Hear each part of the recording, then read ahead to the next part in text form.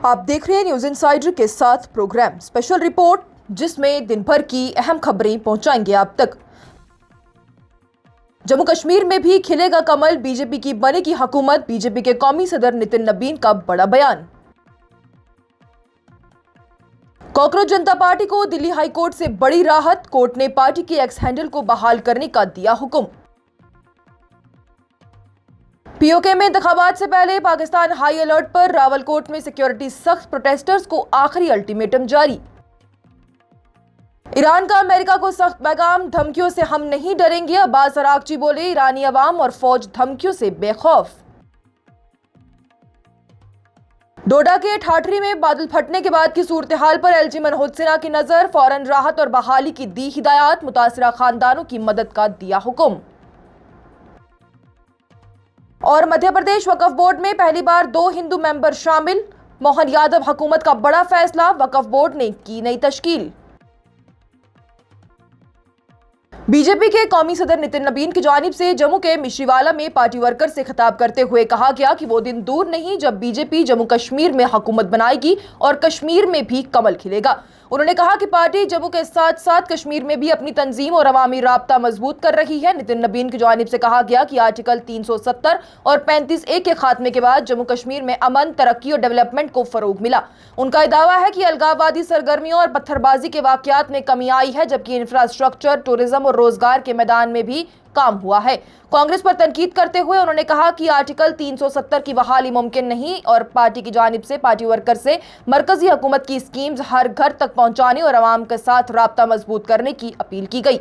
अपने दौरे के दौरान नितिन नबीन की जानिब से बीजेपी रहनुमाओं के साथ तंजीमी इजलास भी किया गया और जम्मू के रघुनाथ मंदिर में इबादत अदा की गई।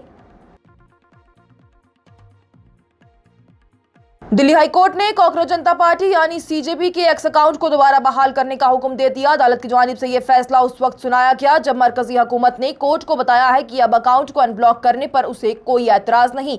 यह अकाउंट नीट रीटेस्ट से पहले एहतियाती तौर पर ब्लॉक किया गया था। हुकूमत का यह कहना है कि अकाउंट पर मौजूद कुछ पोस्ट से लाखों स्टूडेंट्स और उनके वालिदैन में उलझन और घबराहट पैदा हो सकती थी।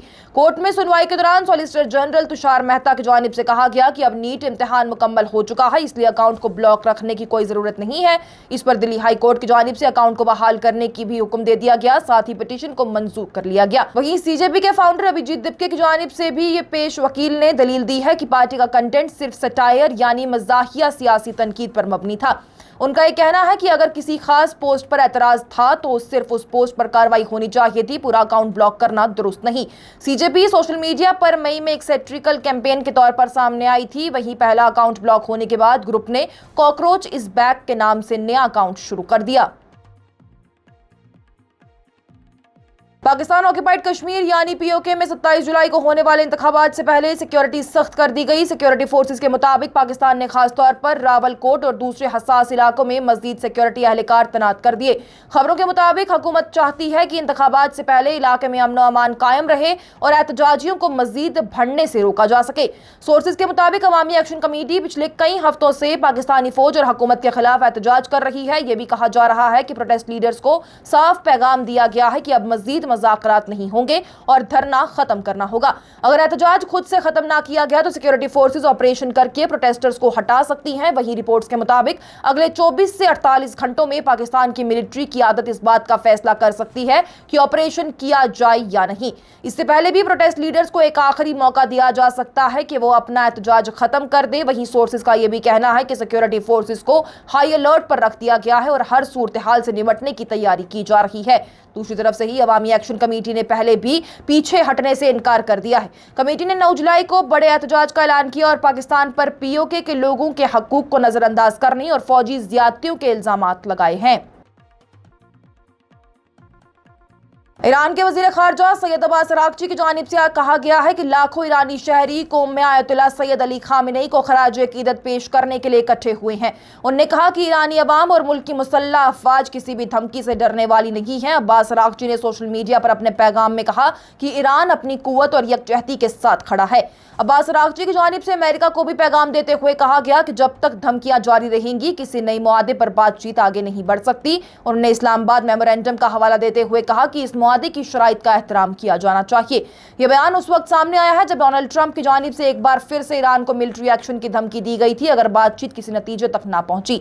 वाज़ेह है कि पाकिस्तान की वसातत जून 2026 में इस्लामाबाद मेमोरेंडम पर दस्तखत हुए थे, जिसके बाद से ही अमेरिका और इसराइल के साथ जंग का खात्मा हुआ। इस मुआहदे में फौजी कार्रवाई रोकने, ईरान के जामशुदा असासाजात की बहाली और स्ट्रेट ऑफ हॉर्मुज को दोबारा खोलने जैसी अहम मुकात शामिल थे। जम्मू कश्मीर के लेफ्टिनेंट गवर्नर मनोज सिन्हा की जानिब से डोडा के ठाठरी इलाके में क्लाउड बर्स्ट के बाद पैदा हुई फ्लैश फ्लड की सूरत हाल का जायजा लिया गया। उन्होंने डिप्टी कमिश्नर डोडा से फोन पर बातचीत करके नुकसान और रेस्क्यू कामों की मालूमात हासिल की। एलजी मनोज सिन्हा की जानिब से कहा गया कि क्लाउड बर्स्ट की वजह से कई घरों, दुकानों और दूसरी इमारतों को नुकसान पहुंचा है, लेकिन खुशकिस्मती से किसी भी जान का नुकसान या किसी के जख्मी होने की कोई खबर सामने नहीं आई। मनोज सिन्हा ने जिला इंतजामिया को हिदायत दी है कि मुतासिरा खानदानों को फौरन राहत और जरूरी मदद फराहम की जाए। साथ ही उन्होंने नेशनल हाईवे 244 पर बहाली का काम तेज करने, मलबा जल्द अज जल्द हटाने और सड़क को दोबारा ट्रैफिक के लिए खोलने की भी हिदायत दी। उन्होंने यकीन दिलाया है कि हुकूमत मुतासिर लोगों की हर मुमकिन मदद करेगी और तमाम बहाली के काम को जल्द मुकम्मल किया जाएगा। और मध्य प्रदेश की मोहन यादव हुकूमत ने वक्फ बोर्ड को दोबारा तश्कील देते हुए 10 रकनों पर मुश्तमल नया बोर्ड बना दिया है। इस बोर्ड में पहली मर्तबा 2 हिंदू मेंबर मनोज मालपानी और अनिमेश बरगवा को भी शामिल किया गया। हुकूमत का यह कहना है कि वक्फ अमेंडमेंट एक्ट 2025 के तहत नया बोर्ड बनाने वाला मध्य प्रदेश मुल्क का पहली रियासत बन चुका है। वहीं बीजेपी रहनुमा सांवर पटेल को दोबारा बोर्ड का चेयरमैन बना दिया गया, जबकि बोर्ड में खवातीन और दूसरे मेंबर्स को भी जगह दी जाएगी। वहीं इस फैसले पर सियासी बहस भी शुरू हो चुकी है। कांग्रेस के एमएलए आरिफ मसूद की जानिब से इस कदम को गलत करार देते हुए कहा गया कि वक्फ एक्ट के कई अहम मामलात अभी सुप्रीम कोर्ट में ज़ेर समाअत हैं, इसलिए इतनी जल्दी बोर्ड की तश्कील नहीं होनी चाहिए थी। उन्होंने ये भी कहा कि वो इस फैसले के खिलाफ सुप्रीम कोर्ट का रुख करेंगे। दूसरी जानिब बीजेपी ने इस फैसले का खैर मकदम किया है। बोर्ड के चेयरमैन सांवर पटेल ने भी कहा है कि नए कानून की वजह से खवातीन और गैर मुस्लिम मेंबरान को शामिल करना लाजमी हुआ और इससे बोर्ड में ज्यादा शफाफियत आएगी। सुप्रीम कोर्ट ने पहले ही अपने इंटरिम ऑर्डर में वक्फ बोर्ड में गैर मुसलमान मेंबर की तादाद की एक हद मुकर्रर की हुई है, जबकि कानून के कुछ हिस्सों पर अभी भी अदालती सुनवाई जारी है। आज की स्पेशल रिपोर्ट में इतना ही। दीजिए इजाजत। लेटेस्ट अपडेट्स के लिए देखते रहिए न्यूज़ इंसाइडर 24/7।